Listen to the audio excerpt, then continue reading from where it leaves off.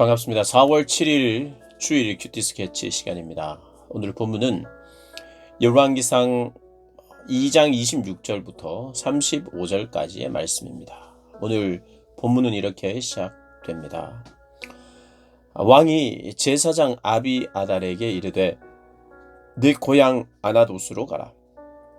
너는 마땅히 죽을 자이로되 네가 내 아버지 다윗 앞에서 주 여호와의 궤를 메었고 또 내 아버지가 모든 환난을 받을 때에 너도 환난을 받았은즉 내가 오늘 너를 죽이지 아니하노라 하고 아비아달을 쫓아내어 여호와의 제사장 직분을 파면하니 여호와께서 실로에서 엘리의 집에 대하여 하신 말씀을 응하게 함이더라.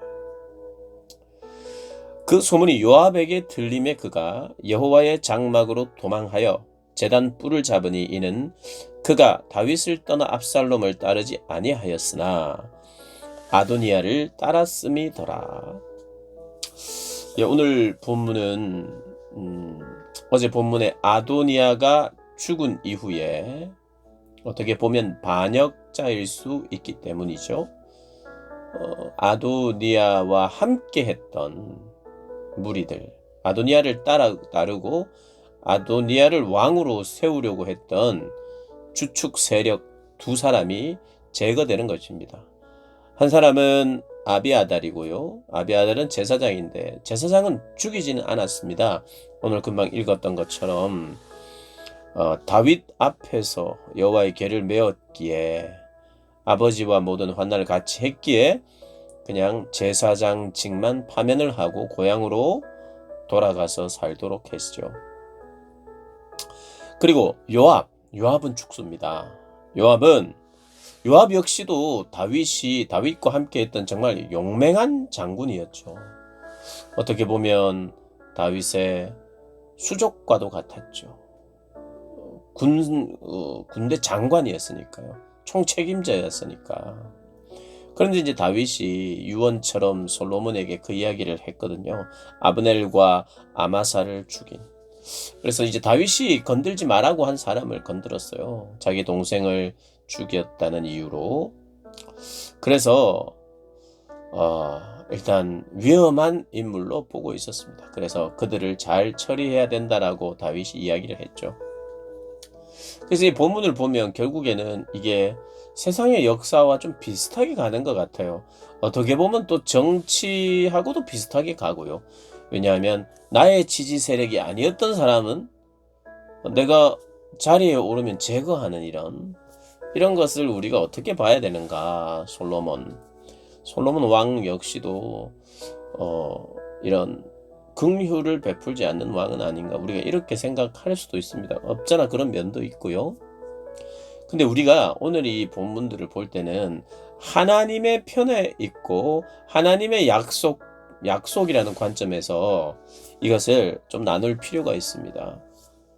다윗을 중심으로 한 다윗을 통해서 역사하시는 하나님, 다윗에게 약속하시는 하나님, 그러니까 하나님의 반대편에 서 있는 것으로 우리가 보는 것이 이 본문을 잘 해석할 수 있는 방법 중에 하나입니다.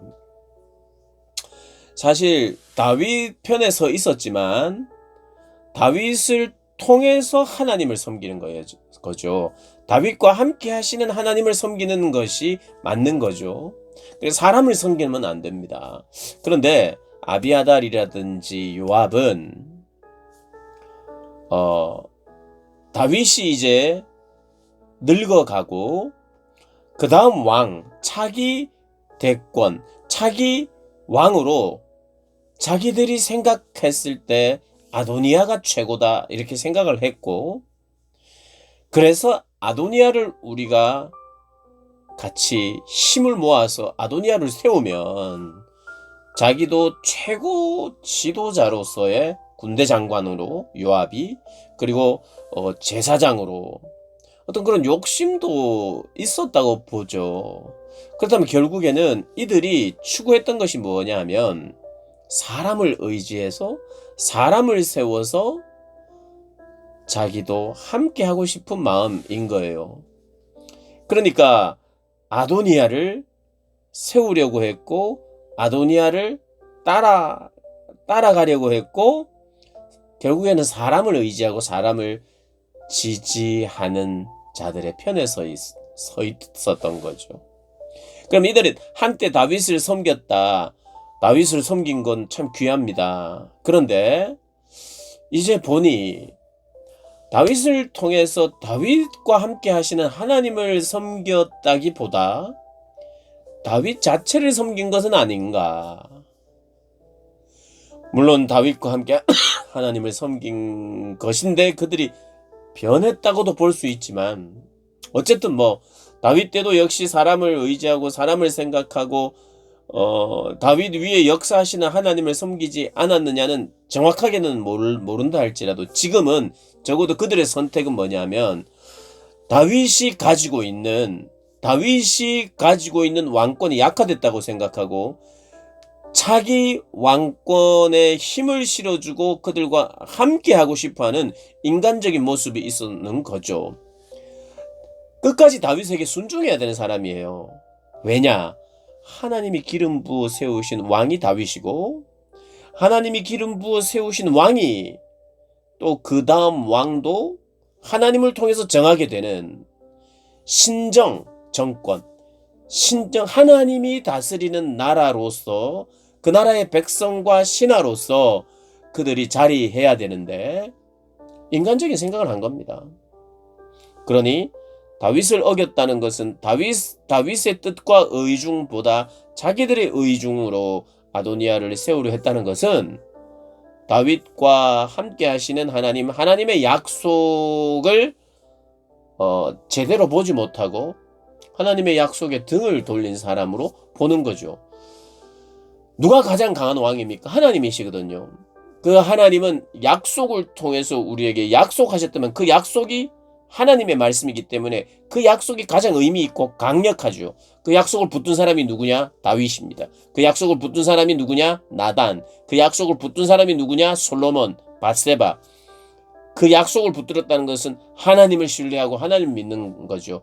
그들은 어떤 포지션에 있든지 늙어간 왕이든지 죽을 왕이든지 그들은 강하신 하나님, 그 하나님의 약속을 붙들고 있었으니 가장 강함은 어디에 있는가? 하나님께 있고 하나님의 약속에 있어요.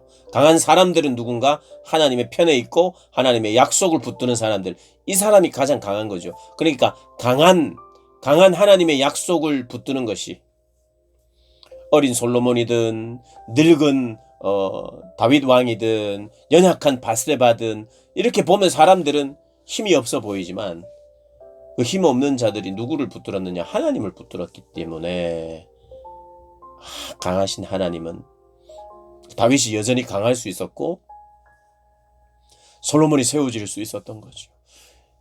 어떻게 보면 가장 강력한 세 사람이 모인 겁니다. 아비아달 정치적으로 종교 지도자로서 제일 입김이 센 사람이었고 요압 역시도 입김이 가장 센 사람이었는데 이들이 선택한 아도니아 이 세 사람이 모였다는 것은 사실은 가장 강력한 사람들이었어요.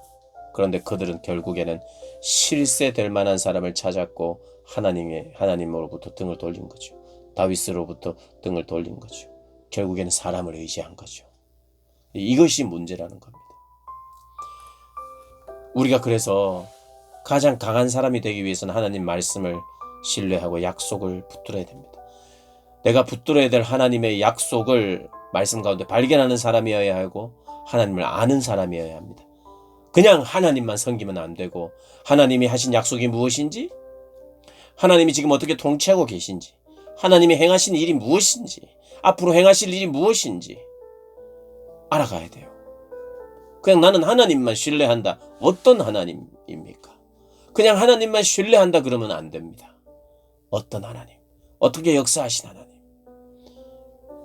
교회 역사 속에 성경 말씀 속에 그 하나님을 바라보고 찾고 묵상하는 동안 그러는 동안 약속을 붙드는 거지 그냥 하나님만 의지합니다 하는 것은 의지하는 게 아니에요. 뭘 의지한단 말입니까?